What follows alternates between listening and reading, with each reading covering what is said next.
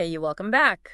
We're taking a deep dive today into Dan Winter's work. Oh, yeah? We've got a whole stack of his research and discussions about his theories. Uh-huh. Everything from, ancient technologies and energy to pyramids and even the idea of telepathy. Wow. Get ready. This is the kind of stuff that can really shift your perspective. Yeah, it is fascinating how Winter connects these seemingly, unrelated concepts through just fundamental principles of physics. Right. It's like uncovering this hidden language of energy and vibration. I'm intrigued already. We've got some excerpts here from a discussion on his research and tech, and it gets pretty wild. It does. Where should we start unpacking all of this? Well, a good place to begin, I think, is with Winter's ideas about ancient structures. Okay. Places like the Karnak stones in France and even the Eiffel Tower. Okay.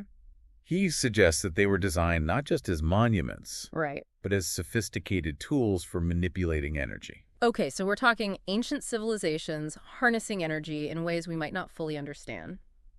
Exactly. That's definitely giving me Tesla meets Stonehenge vibes. Exactly. And the materials used in these structures are key. Okay. Winter highlights the significance of quartz and granite Right. because of their piezoelectric properties. Okay. Essentially, they can generate an electrical charge when subjected to mechanical stress, creating a powerful energetic field. So squeezing these materials could create energy. How does that actually work? Okay, so imagine you have a quartz crystal. When you apply pressure to it, the atoms inside the crystal shift slightly. Okay. This shift creates an imbalance of electrical charges, resulting in a flow of electricity. Right. It's a bit like creating a mini battery just by squeezing the crystal. That's really cool. And Winter believes that ancient civilizations were using this principle on a massive scale with these structures. That's his theory, and this is where the concept of longitudinal waves comes in. Winter suggests that these structures were designed to generate and manipulate these waves. They're different from the kind of waves we see on the surface of water. Right. Think of it more like a pulse of energy traveling through a medium. I'm trying to picture that. So how are longitudinal waves different from the waves we usually think of? Okay, imagine a slinky. Okay. If you push it back and forth, you create a wave that travels along the length of the slinky, moving up and down. Yeah. That's a transverse wave. Okay. But if you squeeze the slinky, Right. creating a compression that travels along its length, that's a longitudinal wave. Okay, so it's about compressing the energy, not just moving it up and down. Precisely. Right. And Winter believes that these longitudinal waves have a profound impact on water. He suggests that those ancient structures with their piezoelectric materials and specific geometries Right. were directing longitudinal waves into the surrounding water, influencing its properties. And why is water so important in all of this? I mean, it's essential to life, but is there something more to it? Winter believes that these longitudinal waves can actually embed information into the water itself. It's not about changing the chemical composition, Right. but about altering its energetic structure, almost like programming it with specific frequencies. Hold on, so we're talking about imprinting water with energy. Like, could you theoretically transfer the beneficial properties of something like a medicinal herb into water just using energy? It's a radical concept, but there is some scientific basis for it. Okay. Research into the memory of water has shown that water can retain an imprint of substances that were once dissolved in it, even after being diluted to the point where no molecules of the original substance remain. Wow, that is mind-blowing. But how do we go from ancient structures and energized water to something as complex as human consciousness? That's the bridge Winter attempts to build with his concept of the physics of soul. Right. He suggests that our consciousness, our very souls, operate on these same energetic principles of longitudinal waves and information transfer. Okay, that's where it gets really interesting for me. Are we talking about things like telepathy or astral projection here? Exactly.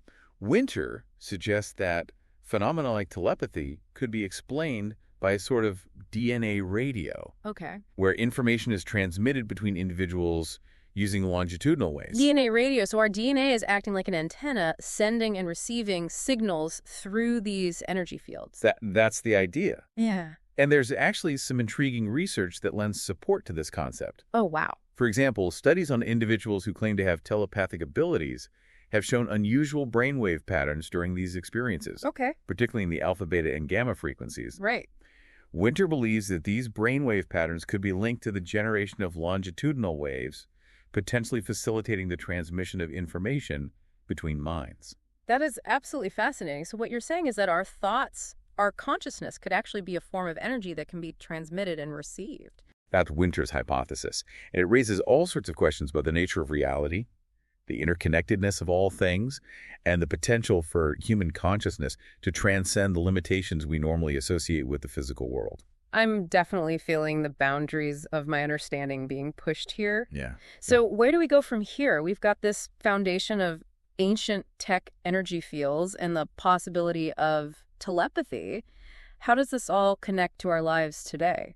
That's a great question, and it leads us to explore how Winter is applying these principles in a modern context, using technologies like piezoelectric crystals and binaural beats to potentially influence energy and consciousness. This is where it gets really practical, right? So we'll be looking at how we can potentially tap into these energies ourselves. Exactly.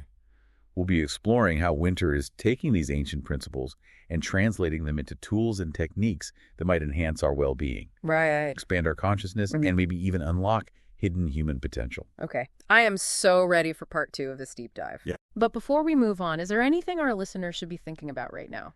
Perhaps the most important takeaway from this part of our exploration is the potential for a deeper connection between the physical world and the realm of consciousness. Okay. Winter's theories challenge us to consider the possibility that energy plays a much larger role in our lives than we might realize. That's a great point. It's like we're being asked to reevaluate our understanding of reality and explore the potential of energy to shape not just our physical world, but also our thoughts, emotions, and even our very souls. Right, and as we move forward, it's important to keep an open mind, Okay. to question our assumptions, and to embrace the mystery of what we may yet discover. Well said.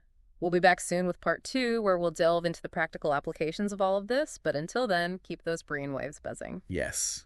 Welcome back. I'm really excited to dive into the more practical side of Dan Winter's work. Yeah. In the last part, we talked about, ancient structures, longitudinal waves, and even DNA radio. Pretty mind-blowing stuff. It is, yeah. Now let's explore how these principles are being applied today. Well, it is fascinating to see how Winter is taking these ancient ideas and developing technologies based on them. Right? One area he's been focusing on is the use of piezoelectric crystals. Remember how we talked about their ability to generate an electrical charge under pressure? Yeah, it's like squeezing a crystal creates a mini battery. Right. So how is Winter using this in his work? He's been developing devices that utilize piezoelectric crystals to harness and direct energy, specifically longitudinal waves. Oh, yeah? Winter believes that these crystals can actually amplify and focus intention, Right. potentially influencing everything from personal well-being to environmental harmony. Oh, okay, so that sounds pretty powerful, but how exactly are these crystal devices used? Do you have any specific examples? Well, Winter's website, piezoscrystal.com, showcases some of his work in this area. Okay. It seems he's created devices that generate specific frequencies and energy patterns using piezoelectric crystals. These can be applied for various purposes, such as healing and meditation. So someone could use these crystal devices to enhance their meditation practice or potentially even promote physical healing? That's the idea. It's about tapping into those subtle energy fields we talked about and using the crystals as a bridge between our intentions and the physical world. Right. It's like giving our intentions an energetic boost, almost like an amplifier for our thoughts and desires. I'm really intrigued by this idea of using technology to work with energy in such a targeted way. It makes me wonder if there are other tools that can be used to influence these subtle energies. Well, Winter's research also explores the use of sound frequencies, specifically binaural beats. Have you ever heard of those? Yeah, I've actually tried listening to binaural beats before. Okay. You hear slightly different frequencies in each ear, and it's supposed to create a third frequency in your brain, right? Exactly. Winter believes that binaural beats can be used to entrain brainwave patterns, Okay. essentially guiding your brainwaves into specific states like relaxation, focus, or even enhanced creativity. It's like using sound to tune your brainwaves and influence your mental state. That makes sense. So if piezoelectric crystals can amplify our intentions, could binaural beats be used to shift our consciousness into a more receptive state for those intentions? That's a very interesting connection. It's possible that combining these technologies could create a powerful synergy, Yeah. enhancing both the intention and the receptivity needed to manifest desired outcomes. This is really making me think about the potential for combining ancient wisdom with modern technology to create powerful tools for personal growth and transformation. Winter's work certainly suggests that possibility. He even explores applying these principles to enhance water quality, potentially replicating the effects ancient structures had on their surrounding water. Oh, right. We talked about the idea of programming water with energy, so we could potentially create modern versions of those ancient water energizing systems. Exactly. Imagine revitalizing water sources, Wow. enhancing plant growth, and even improving human health by applying these principles in new and innovative ways. Wow, the possibilities are truly mind-boggling. It makes you wonder what other breakthroughs might be on the horizon if we continue to explore these energetic principles. I agree. This is just the tip of the iceberg. Winter's research challenges us to expand our understanding of energy consciousness and the interconnectedness of all things. Right. It opens up a whole new frontier of exploration and possibility. This has been such an eye-opening conversation. Before we wrap up this part of our deep dive, is there anything specific our listeners should be considering about these practical applications? I think it's important to remember that while these technologies hold great potential, they are still in the early stages of development and understanding. We're just beginning to scratch the surface of what's possible. That's a great point. So while we can be excited about these possibilities, it's also important to approach them with a healthy dose of discernment and critical thinking. Absolutely.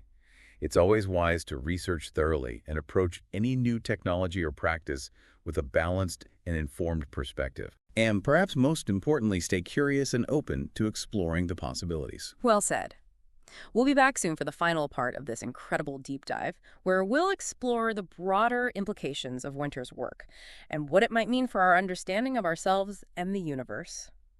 Welcome back to the final part of our deep dive into the world of Dan Winter. It's been quite a journey exploring his theories. It really has. We've gone from ancient structures and energy fields to piezoelectric crystals and binaural beats. Yeah, it has been quite a ride. Now, I'm curious if Winter's ideas about energy and consciousness are true. What does it all mean? What's the bigger picture here? Well, if we connect all of this to the bigger picture, it points to a profound shift in how we understand ourselves and our place in the universe. Winter is essentially proposing a unified model that connects the physical world with the realm of consciousness. So we're not just talking about cool technologies, but a whole new way of looking at reality. Exactly.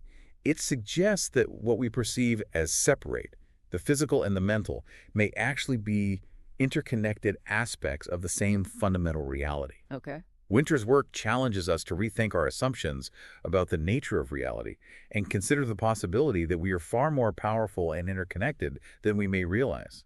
That's a pretty big idea to wrap our heads around. In the discussion, they mention a few terms that I'd love to unpack. One is physicsofsoul.com. Can you tell me more about that? Sure. Winter has a website dedicated to this concept where he explores the idea that our souls, our consciousness, operate on the same energetic principles we've been discussing. Right.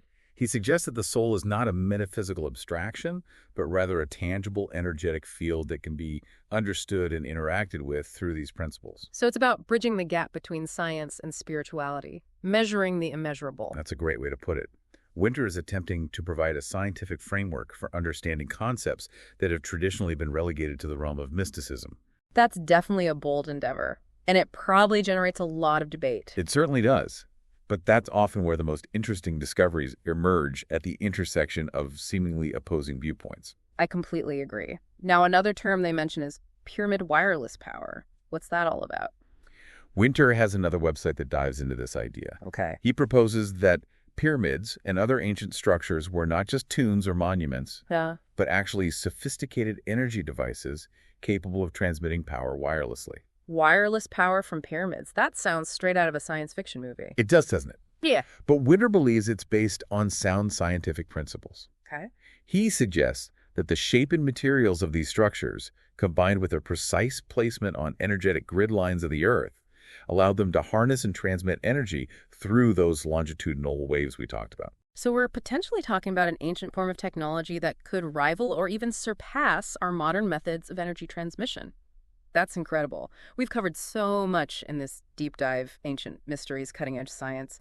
The potential of human consciousness. I have to admit, I'm feeling a bit overwhelmed, but also incredibly inspired. It's understandable to feel that way. When you start exploring these kinds of ideas, it can be a lot to take in.